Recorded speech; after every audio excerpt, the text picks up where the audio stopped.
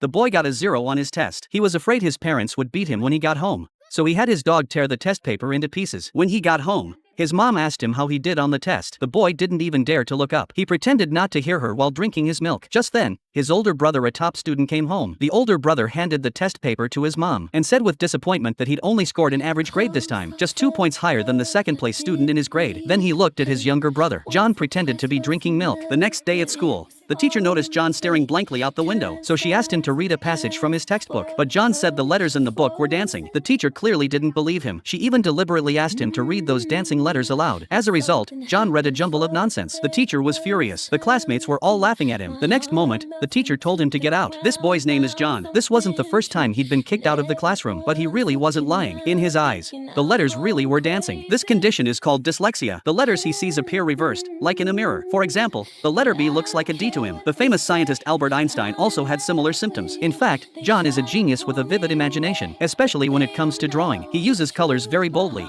and his ideas are incredibly creative. Things that seem perfectly ordinary to us look completely different to him. He can even solve complex puzzles with ease. Yet this brilliant child cannot read or write properly, because yesterday, he fed his test paper to the dog. John was afraid of being punished again, so at 8 o'clock, he decided to skip school. He spent the whole day alone on the streets. When his father found out, he angrily slapped him across the face and said that if he didn't take his studies seriously, he would send him to a strict, military-style school. Soon, a new exam began. The other students answered steadily, but John's imagination threw him into a complete mess. Faced with the problem 3 times 9, he imagined himself as a space warrior, dragging planet 3, that is, Earth, and crashing it into Neptune 9. In the end, Earth won. So he concluded that 3 times 9 equals 3. By the time he finished the first question, the exam time was already up. The next day, his parents were called to the school. John always scored 0 on his exams. The teachers were at a loss. The principal even suggested the boy might have an intellectual disability and recommended transferring him to a special education school to avoid missing a critical window for treatment. But his father believed it was merely a discipline issue because in other respects, John didn't seem to have any intellectual disabilities. So, despite his son's objections,